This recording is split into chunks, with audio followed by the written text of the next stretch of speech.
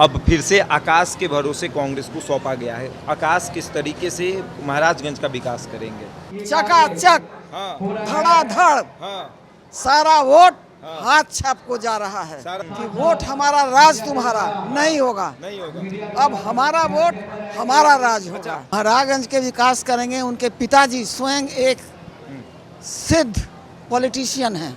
मैंने कहा है कि खूब घूमिए, दलित बस्ती से लेके और सब बस्ती में घूमिए।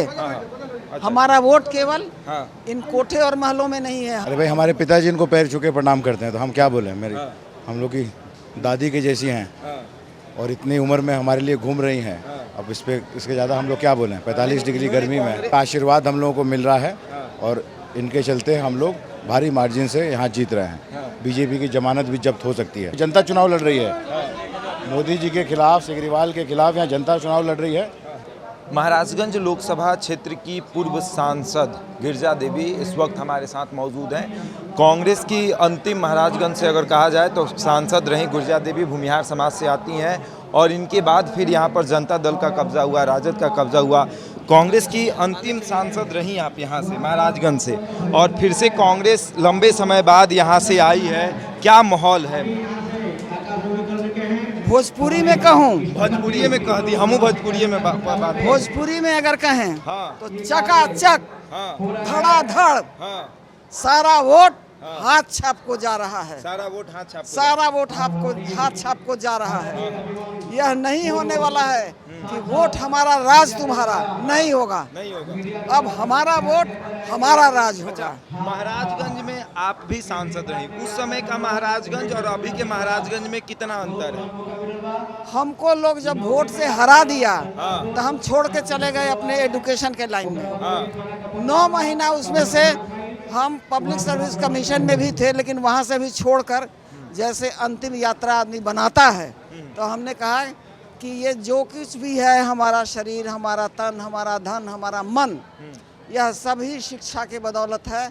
मैं फिर चली गई और अपने पटना यूनिवर्सिटी में ज्वाइन कर लिया हमने, और वहीं से मैं अवकाश प्राप्त करके मैं स्वतंत्र घूम रही हूँ। आपने जब छोड़ा महाराजगंज को, उसके बाद महाराजगंज कांग्रेस के हाथों से निकल गई। अब फिर से आकाश के भरोसे कांग्रेस को सौंपा गया है। आकाश किस तरीके से महाराजगंज का विकास करेंगे? महाराजगंज के विकास करेंगे। उनके पिताजी स्वयं एक सिद्ध पॉलिटिशियन हैं। कांग्रेस के यहाँ के दफ्तर को पटना में उन्होंने चमका के रख दिया है, और नहीं तो कभी जाने पर वहाँ गाय चल रही है तो कभी बकरी चल रही है। आज अखिलेश जी के आने के बाद, उनके अध्यक्ष बनने के बाद, वहाँ जो भी जाता है बिना आपका नाम, आपका पार्टी, आपका जात, आपका जमात ये पूछे, आपको ठंडा पानी मिलेगा, आपको चाय मिलती है, और तब पूछा जाता है कहिए कैसे आए। तो ये उन्हीं के बेटा हैं, अखिलेश जी के बेटा हैं, और उस मार्गदर्शन में थोड़ी कमी होगी तो मेरी उम्र तो अखिलेश जी से भी अधिक है, मैं तो उन्हीं की चाची हूँ। अच्छा, आप उनकी चाची ही लगेंगे? बिल्कुल। तो आपने अभी आकाश से मुलाकात की, आकाश को आपने क्या समझाया?